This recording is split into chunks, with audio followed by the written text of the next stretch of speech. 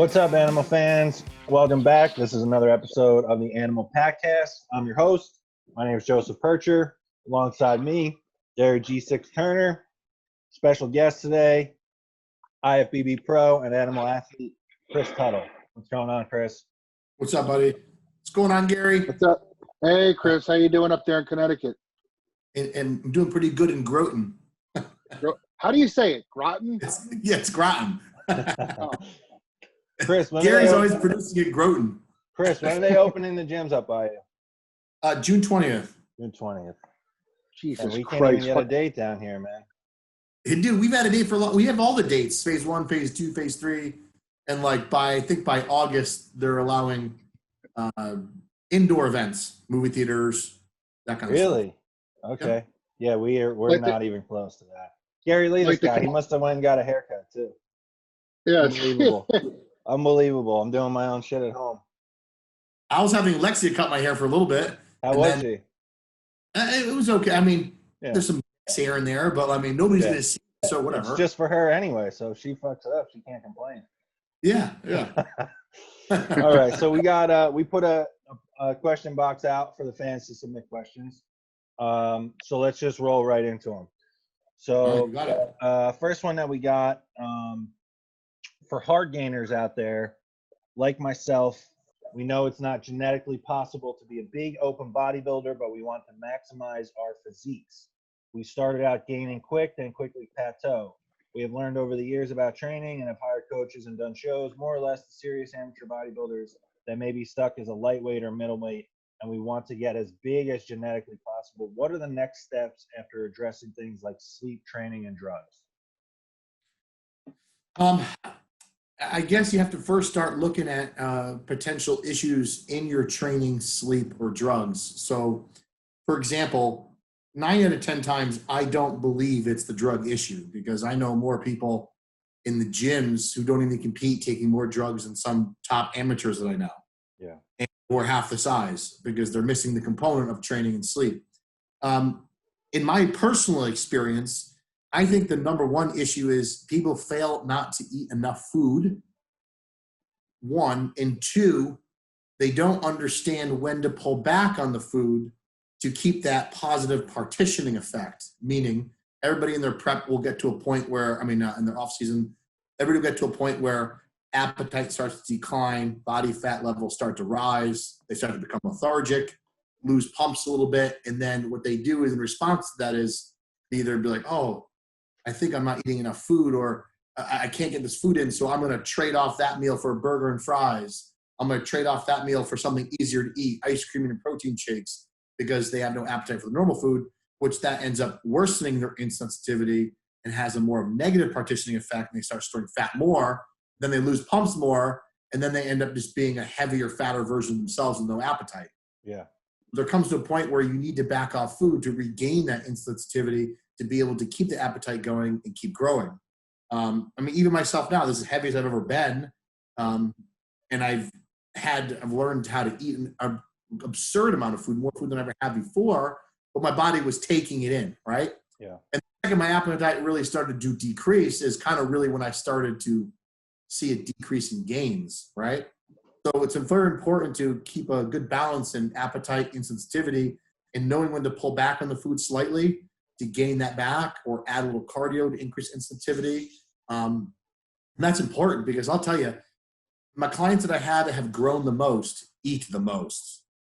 Like Ben Ralph, for one of them, genetically, appetite-wise is good, but he just is always hungry and just eats and eats and eats. And I remember one point in time, he was eating over 1,000 carbs a day, 300 grams of protein and over. That doesn't happen in my camp. Yeah. You know what I mean? So, some people, it's absurd. But again, guys who are listening, is you can't just, when you hear 1,000 carbs, the goal should never be get to 1,000 carbs. The goal should be to eat the most amount of food that you can, provided your body composition is not rapidly changing in the worst direction. You got to keep your body fat in check. Having body fat too high, in my opinion, that's where you start to get the poor appetite, lower insulin sensitivity, and lower appetite issues. Now, training-wise, I think it's very vital that people stay on top of recovery and they don't track their training progress enough. So they're kind of training by feel, which is fine, and you have to go that by degree, but to not have a plan in the gym or knowing what you're doing, or changing your exercises every single time that you go. Right. People used to think that philosophy is, oh, keeping your body guessing. But in reality, just like if I show you a new exercise, you're going to do it the first time and be like, oh, it's pretty cool. Guarantee you the second time you do it next week, you're going to be lifting heavier weight because and you'll be better at the movement. Right. It takes a week to learn the movement. Yeah. So I really feel that people jump around too much. They need to stick with more of the same movements repetitively, in a cycle. Say like 1 week you do this, 1 week you do the other, and then back and forth, or stay set of exercise selection for like 3 or 4 weeks at a clip and then change. But record your training, understand what you're going, understand your progress and your progression. And I think other thing too, I see people make the mistake of is they do too much junk volume, meaning unnecessary amount of volume that's not going to accomplish anything towards your given goal. Where, oh, let's go do a couple extra sets of biceps. And they go over, they do like 4 or 5 sets of just like pump work or whatever. Like pump work might be required and needed for a deload, but it's not just like, let's just add all this randomness in, it's just like, I remember listening to Mike Israetel on strength conditioning podcast, talk about people doing junk volume, how you go to the gym and people's like, oh, let's do 100 reps on hack squat and be hardcore. And he's like, that's the dumbest thing you could ever do, because now you're just causing mass amounts of trauma damage to a light enough load where you could do possibly 100 reps. That's not going to equate to muscle mass. And it's probably going to delay your recovery for the next 3 or 4 days, if not longer. So recovery is very important. One of the things now that I find different is I actually do much less intensity, actually, and less volume than I have before. And I'm growing and have gotten stronger. And I'm rarely, ever sore. I always feel good. I train really well. And if there's ever a week or two where I get super sore, then it's like my pumps are a little less. I might need to take a break or have a meal off plan. I feel flatter, achier. And that's how I work. I got to stay more on top of my recovery than most to be able to put on new tissue. And then sleep's the other thing. If you're chronically tired and not getting quality sleep, you could have a perfect training program and diet program, and you're not going to gain shit. Just not. Like, sleep is everything. I had an issue a couple of weeks back where I hit around 264, and my sleep apnea machine wasn't working as well, and I couldn't really get comfortable. I was sleeping. My sleep deteriorated so fast, and within 3 days, lost like 5-6 pounds. My appetite was gone. I had to reduce my food. Went to the gym. Training was horrendous. Weights felt heavier, felt achier. So long story short, ended up having to pull back on the food quite a bit, add a little cardio in, get the appetite back, moving about, drop the weight a little bit, and then my sleep started to get better. And then within like 3 days, training was rock star again. But there's a lot of people out there, unfortunately, who have tough jobs or routines, and it gets them only 3 or 4 hours of sleep, and that's a problem. And it doesn't mean necessarily you're going to have zero gains, but it's definitely something that you want to do the best you can to get the most quality of sleep, and definitely don't neglect it playing with your phone at night, watching Netflix, and ruin sleep, especially if you're serious about getting gains. I mean, if you're trying to push your body to above and beyond where it doesn't want to be, unfortunately, everything has to be perfect. We get used to the growth we saw when we first started bodybuilding. Say the first 2 cycles you did, and you're like, oh, wow, at this rate, I'm going to be 300 pounds by next June. It doesn't work that way. The rate of gain decreases more and more the heavier and bigger you get. So you have to be more and more strict and almost run your life like a complete lab experiment. You have to go into a very dark place, be emotionally numb, not be affected by daily life and stress. And that's where bodybuilding gets that persona of being completely selfish, completely, in that zone in a far place. And unfortunately, that's kind of where you have to go to get those gains you need. And in closing of that, we tend to look at people who come out of nowhere and grow this crazy muscle, and they're still partying on the weekends and eating Burger King. That is like the 0.01%. Yeah. We can't look, that's not most people. A lot of people will be like, well, so-and-so did that doing 80 sets of chest a week. I'm like, well, what worked for him is not going to work for 100 million people, Yeah. Now, so as a follow-up, I wanted to ask, because this guy mentioned also, like, something along the lines of, if, to break out of a weight class or whatever the case is, do you reach a point where you have to put on extra body fat?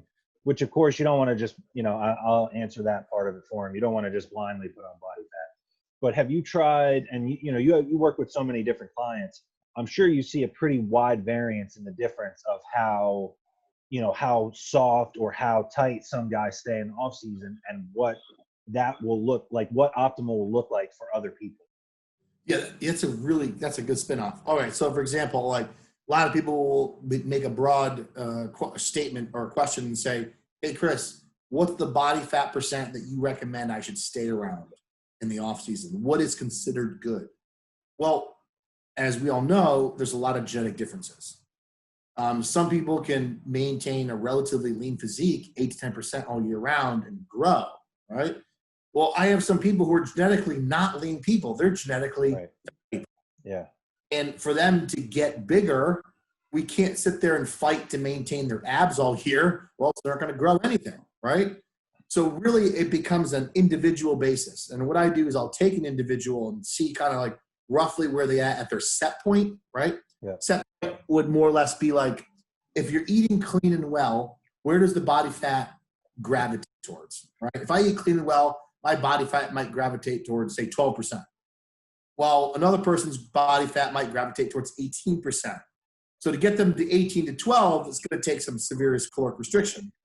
But to get them to grow, you need excess calories. So it's not like I'm going to fight the whole year trying to get them to maintain 12%, where somebody else can easily maintain 12%. So I'll look at where they are, or their set point is, and usually keep them around there, but making sure they don't get too out of control fat. Now that's where the individuality really comes in, because you will have to gain some fat, but it's really a range of fat percent gain for that individual from that person's set point. If they're genetically chubby, then they're going to be a little bit chubby in the off season to say the standard mesomorphic bodybuilder. Now, is this something that you've ever seen maybe with yourself or long-term clients? Is it something that changes as you progress as a bodybuilder, or is this something where, as far as body fat is concerned, your set point is kind of always going to be your off-season set point, but you just get bigger? Like, have you seen it where as you get bigger, you're able to stay a little bit tighter? Yes. Well, as I got older, I don't have the same appetite. Right. When I was younger, I used to binge on oatmeal and raisins. You know what I mean? Now I get older, like I don't want to eat oatmeal at all. Yeah. My appetite's changed for one, but I've seen that a lot of people being able to maintain a lean physique as they get heavier. And of course, so in theory, the set point theory does change with exercise and muscle mass. There's no question. But somebody who's genetically fat, their set point's never going to be changed to 5% body fat. Right. Yeah. So that's where people need to understand that, like, your set point may change from 18 to 15%, but it's not going to change from 18 to be like, oh, I'm going to walk around 5%, like Joe Blow across the street, Yeah. Yeah. But with myself, I always notice that when people get too above and beyond chubby for themselves, that's when they have the most problems growing. I believe most people have the most, they grow the best when they're slightly below their set point, because then your body is kind of, the leptin levels are kind of high, and so leptin levels kind of dip a little bit, and ghrelin goes a little high because your body's like, you need to eat. Fat cells aren't saturated enough. Yeah. And then the appetite keeps going, and your body's in that mindset of like, oh, we need to eat, we need to grow, and anabolic hormones are pumping out, kind of like post-show, right? Right, yeah. Everybody knows post-show rebound can last 4 weeks if you're sloppy, or it could last a full 12 weeks if you're really good with your diet, right? Yeah. Keep that hunger going and control that weight gain, then you can continue that path for a long time. Yeah. Just to add something, just jump in real quick.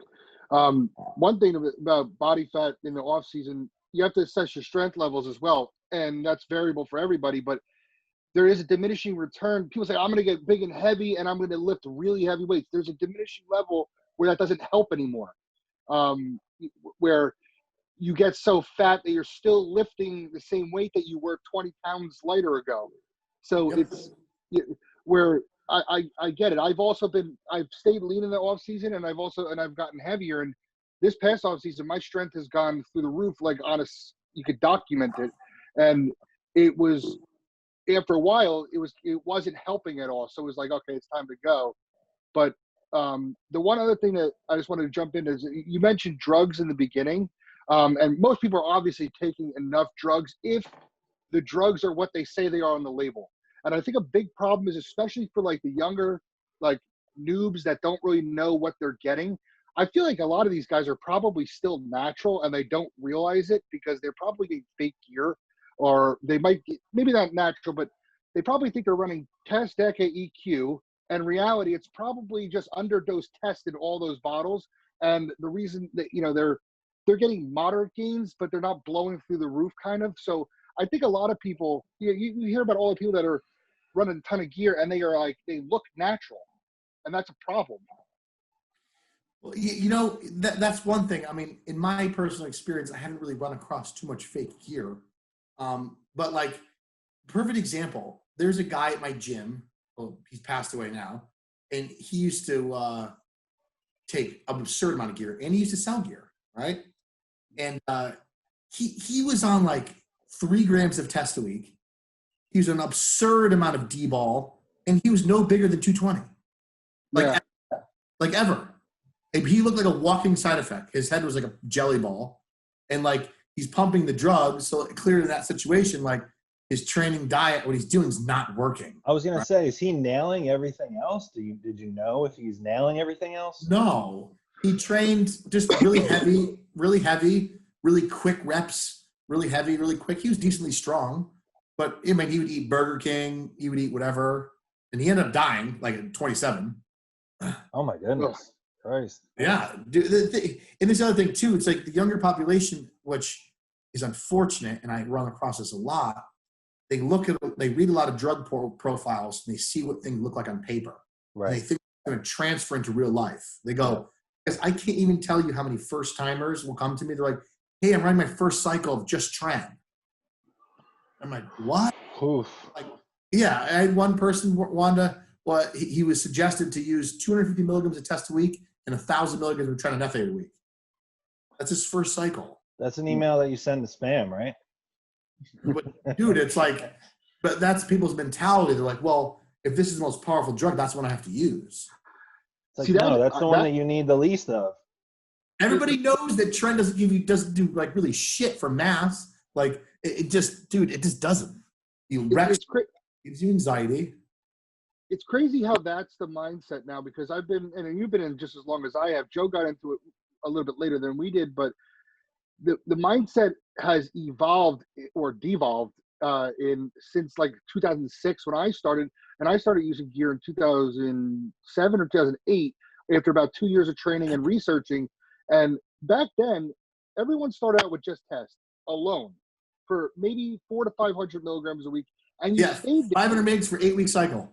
Yeah. Yes, and I did 9, but I did that same dosage for like 3 cycles after that. Maybe I added a little D-ball in the next time. Maybe I added a little deca the third time. But like I didn't jump up. Nowadays, like the baseline is like 1,000 milligrams a test, and these guys don't forget like their training and stuff like that because they all train like pussies. And it's not me being like some like old man like nostalgia. It's just we didn't consider tren until either we were close to doing a bodybuilding show or when we were really like the gym rat already established in our gym before we did that. There was steps to be taken, and I don't think that those are being taken. I know I sound like an old grumpy old man. No, it's true. It's true though. You're right. It's the steps. It's kind of like you being into racing cars and you have a ridiculous car and I'm just getting into learning how to drive and I want to buy your car. Yeah. It's like, why don't you learn how to drive a smaller car first? Chris, it's just the same thing as food too. Like it's like, someone's first week in the gym, I'm not going to have them eating the diet that Gary's eating right now. Like that would be absurd. They would throw everything up and they'd never want to do this again. It's all progression. I don't know how to mess that. It's kind of like, just like you get into anything, you get into shooting guns, you get into karate. There's different belts, there's different levels, there's introductory class. You get to master the basics where you progress. And people just want to take the advanced class. Yeah. And, like we do and when this, you ask, go ahead, Garen, go ahead. And when you ask those, with these, up and comers, I don't want to say youngsters because older people ask them if they're newcomers also. You ask the wrong questions, it ruins the little credibility that you have in terms of approaching a coach or something like that. When somebody comes to me and they've been in the gym for a year, they don't even look like they really work out. They want help and they say, what do you think about me running insulin? That's the wrong question to ask. Of course, I'm going to say no, but you've already established yourself as somebody who you're not going to take my guidance seriously. Right. Because when I tell you no, you already have that stuck in your head about the insulin, and you're going to go to somebody who will authorize it. But you shouldn't ask those questions. Like you said, even like we'll use MMA. If I do a jiu-jitsu class and then I start talking about being in the UFC octagon, you're missing about 18 steps between that, and it's the wrong question to ask. And these guys need to know. Let's go one by one. 100%. I 100% agree with you. It's funny. I think it's the mentality of society. I don't think it's generally youngsters. I just think it's people in general, like wanting to be a certain place, but not really understanding that there's 10 steps to get before they want to be in the 10th step, right? Dude, when I first started, my first prep coach gave me 4 anabolics to take for my show, right? I only took 2. I didn't tell him because I thought gear was scary. And I'm like, I'm just going to learn how to train better to make up for it. That was my mentality for years. It was like, I'm going to eat more and work harder and do this and take the bare minimum for years. And my gym used to always be like, make fun of me because they're taking absurd amount of crap. And they'd be like, oh, look at little Tuttle over here eating all his protein, bringing his food with him wherever he went. And then all of a sudden, like 5 years later, I put on like 40 pounds. And they're like, holy shit, dude. Yo, what are you doing? What are you doing? You must be taking a lot of stuff. I'm like, dude, I'm taking the same amount I was before. Yeah. And then all of a sudden they're asking me, paying me money to tell them what to do and what to eat. Yeah. Tuttle, I bet your clients are probably like, though, because you preach the health, you preach, the balanced lifestyle, and you also have, and you've also, said that you'll turn down clients that come and ask the wrong questions or they have the wrong viewpoints on all this, especially with drugs. With me, I don't coach that many people, but I get approached about a lot of people on Instagram, especially. They see what my pictures look like and everything like that, and they instantly want the drug protocols. And they actually say, and I know it's a flattering thing. They're giving me a compliment. They say, I want to look like you. And I say, let's start off training. Let me write you a diet, whatever. They usually last 1 month because I don't know if they really think that they're going to be like 300 pounds in the first month. But by the 4th check-in, because I do weekly check-ins, by the 4th check-in, they're gone. I'm not chasing them. That's when the re-up happens anyway, but they're gone. I'm like, where do they all go? I'll tell you, I'm honestly like, I'm sick and tired of it. So if I get somebody in, they inquire, I just tell them I refer them to somebody else. Like I'm not having the argument of being like, well, man, you're on like twice as much shit I've ever taken in my life. And then be like, oh, really? How so? I'm just not doing it anymore. Yeah. I refer them out because the bottom line is, you always know who wants to take the most gear based on which coach they choose. Yeah. I always find that the funniest, when you see somebody who's really smart and methodical, I'm like, oh, they're being really smart. I can see who they're working with. And then you see them move to something else. I'm like, oh, they want to go the big Harvey route, Yeah. You already know. I had a guy want his money back because I told him he needed to get blood work done before we started. And he goes, you're too conservative for me. He's got high blood pressure. He's got kids.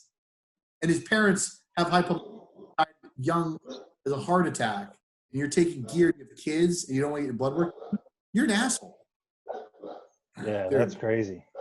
I've had people come to me, dude, with recovering from liver failure, 3 of them. They wanted to get back to bodybuilding. I said, dude, your bodybuilding's done. Like, your body's not going to support 270 pounds again, run and compete with a high-protein diet. It's not going to happen. Crickets, gone. Yeah, they don't want to hear it. Yeah. We'll go find somebody else that will gladly take their money and tell them what to do, Yeah. Chris, I want to get back to something though and get off this because, I know that you've had your stomach issues in the past and you're saying that you don't have the appetite now that you used to have, but you're eating more and you're heavier than you've ever been. So how have you maneuvered that? Like, is cardio in more in the off season for you now, or? Well, let me rephrase that. I have, like when I was younger, I had the appetite to eat more food than I could, and I just got fat, right? Right. Well, now it's like I don't have any temptation to eat off plan. Like I don't crave a cheat meal in months. Like I don't care. Yeah. It just come across my mind. I don't think about it. I'm not one of those people that's like, dude, just need some nachos. Like it never crosses my mind. Yeah. In the sense of like just appetite and being able to control myself or have cravings, like I don't have that anymore as I get older. So I mean also like, you know, with you've had, you know, the stomach issues in the past. How have you been, you know, maneuvering that and controlling that, because you're eating so much and you're heavier than you've ever been? So is there something that you've figured out for yourself and you changed? Or? Well, one is I put a lot more effort into making my food. Like I used to be like, oh, just bake the chicken, throw it in the container with rice and put mustard over it. Yeah. Like that's going to last you a month. Yeah. But I take a lot more effort into making my food. I spend a little more money in the quality of my food. And most importantly, don't overeating. Like people don't realize that, like if I go on a Friday night and have burger and fries, a few slices of pizza and shake, and I'm really full, right? Yeah. I'm going to carry over to Saturday. Yeah, for sure. And Saturday I'd be like, oh man, I'm not really hungry today, but I got to get my meals in. Then you eat that. And then Sunday morning you get up and you're like, holy crap, I'm really full. And then it's a catastrophe. So I would say one, not ever, I haven't overeaten in, I can't even tell you how long, months. I don't overeat. I put a lot of extra effort into making my food. I try to make it as fresh as I can make it. And most importantly, I also get creative. Like as much as we're hardcore and like eating white rice, say cilantro and a little bit of olive oil and chicken every day, 4 times a day for 6 months, it's going to get eventually you're like, I want to eat something really different. So like I'll change it up to egg noodles instead of white rice. I'll change up the oil to macadamia nut oil. I might add basil. Like I just change the taste, the flavor, and that goes a long way. Yeah. Now I think that probably goes back to, like you're saying, you take more time and effort with the food. I've read something, and you could probably tell me better off if this is true or not, but you know how appetizing it looks and whether or not you want to eat the food, I read correlates directly to like your digestion and your appetite. Is that kind of the premise behind that? You know, I don't know. Like if it looks more enjoyable to you, you'll look forward to eating food. That's true. Yeah. Just like kind of like when you ask the question to your client where, coach, I got no appetite. I'm like, all right, if I put in front of you a peanut butter and jelly and a bag of Fritos, are you going to say you don't want to eat it? It's too much? Or are you saying, oh, I'll eat that? Yeah. Because if you're like, oh, I'll definitely eat a burger and fries, no problem. Then obviously that's more an issue with how you're making your food or taste or quality, because people know the strategies now that you put in dextrose on white rice or honey on white rice or adding juice to different meals to help increase salivation and appetite because it's sweet, right? Yeah. And there's that same concept. If you're excited or it triggers sweet or salty, you might want to eat it and get an appetite. Yeah. These guys should just blend their meals. Oh. What's the sign? Tuttle, you know what's the word on that? How terrible is that? You said that. You know what's funny is blending your food can cause digestive issues because you're missing the first pass of digestion in the mouth. Yeah. You do have digestive enzymes in our saliva that breaks down the first step of the food. So, and the problem with it is it's like, well, if you take, say, 6 ounces of chicken, 2 cups of rice, and say some veggies, and you eat it, it might take you 10 minutes, right? Yeah. You blend that and drink it, it might take 2 minutes.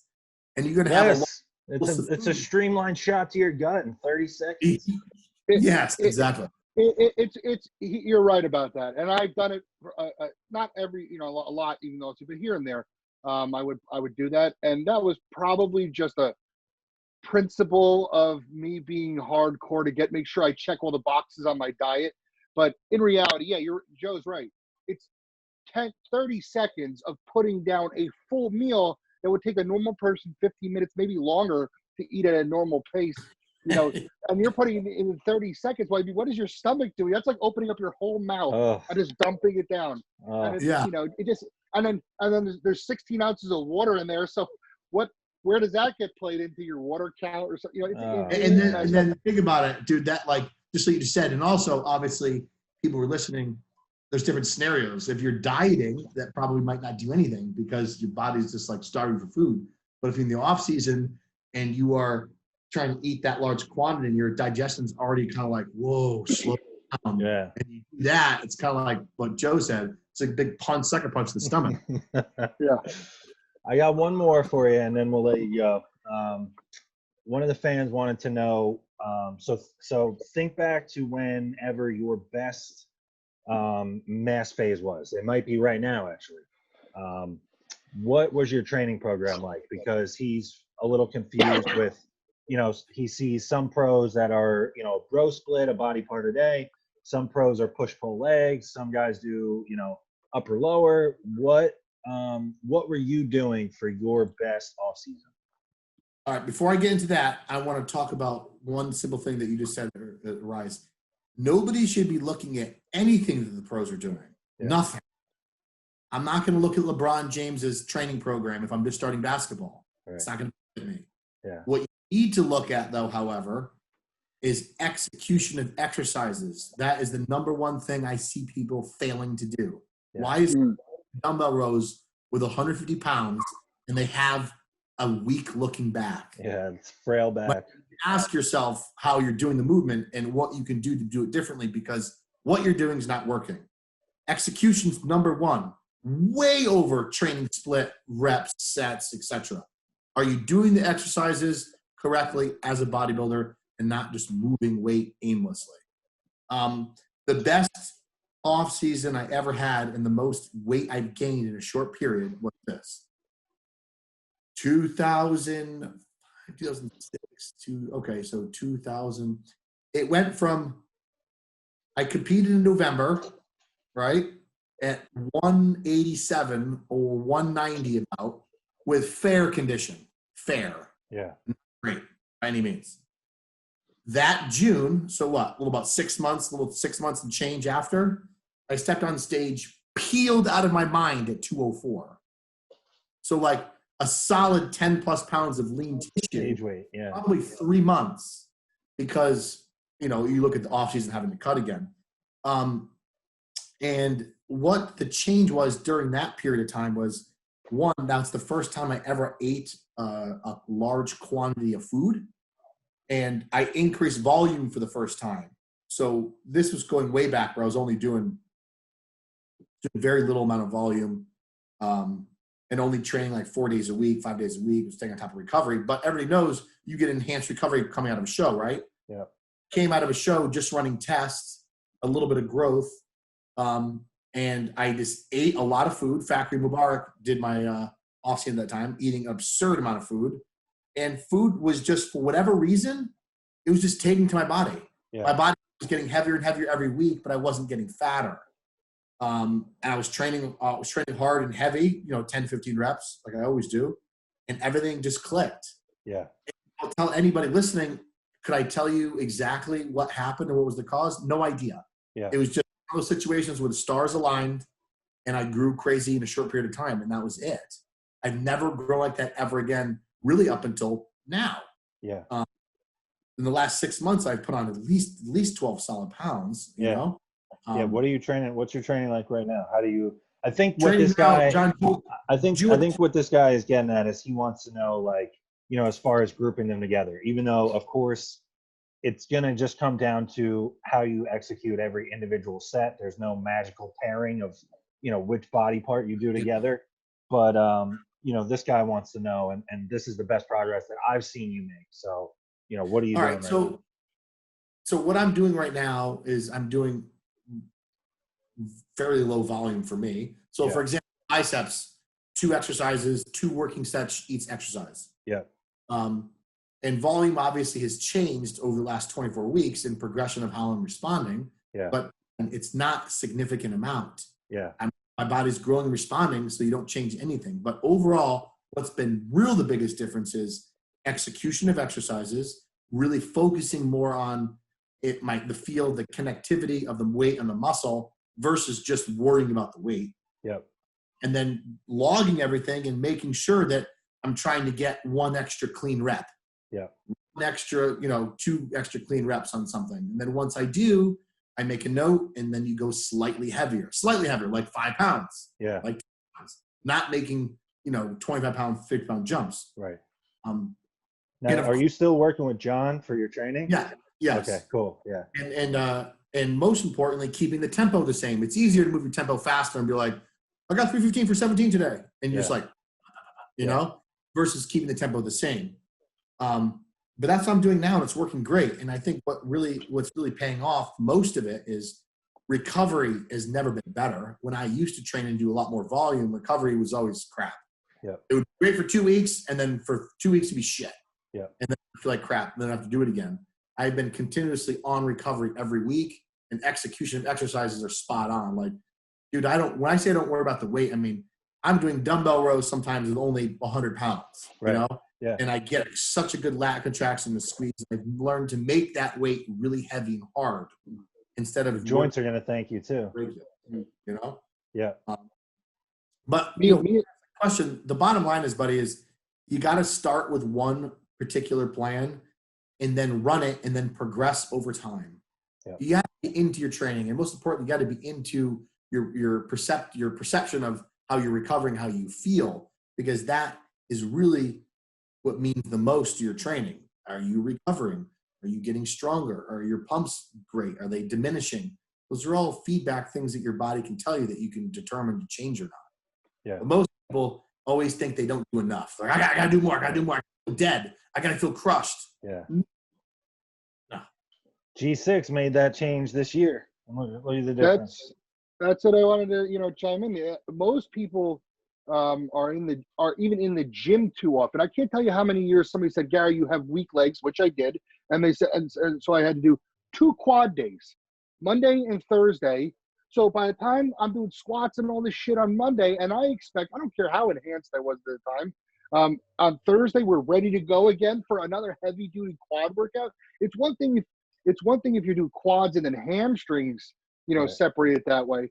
But to do a double quad workout, you have to be a genetic freak to be able to recover like that. And as expected, my legs didn't get any bigger.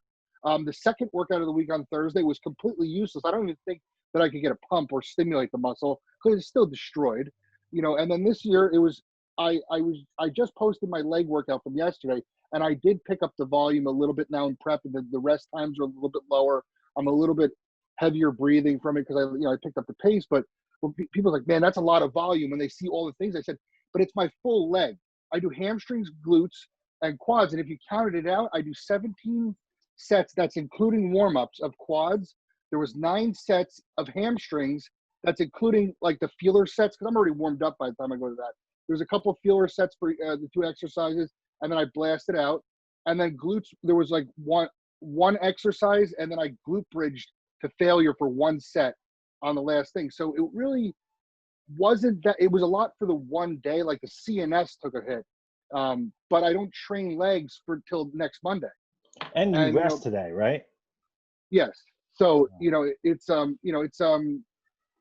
it looks like a lot, and it is a lot. It takes a long time to do that, but just the young guys, they just want to clang and bang. And I understand the enthusiasm and the want to be in there, but it was a big deal in the offseason when my buddy who I was working with in the offseason told me, you're going to go to the gym 4 days a week. I'm like, well, I like to go 5 days a week. I really like to train. He goes, no, go 4 days a week and see what happens. And I tell you, I blew up right when that change happened. Dude, what you said too, it's like when people look at a program, like someone might look at my program, just look at it and be like, oh, it's a lot of volume, but it's not, because like the feeder sets, most people take their feeder sets too close to fatigue. Too close, yeah. Yeah. It's like they're warming up and they're still doing 275 for like 20 reps. It's like still doing 10s and 12s even in a warm up. I had to try to explain to Gary. I'm like, dude, save it. What are you doing this for? Yeah, Joe's second and third set on a leg press are 4 reps, 3 reps, and he puts it back and then he starts loaded on. It's only at 1 set. Yeah.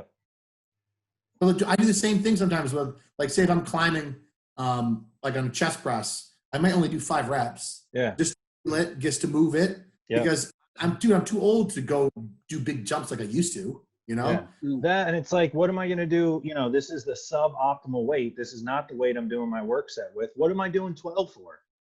This is like, that's that fluff volume that you're talking about.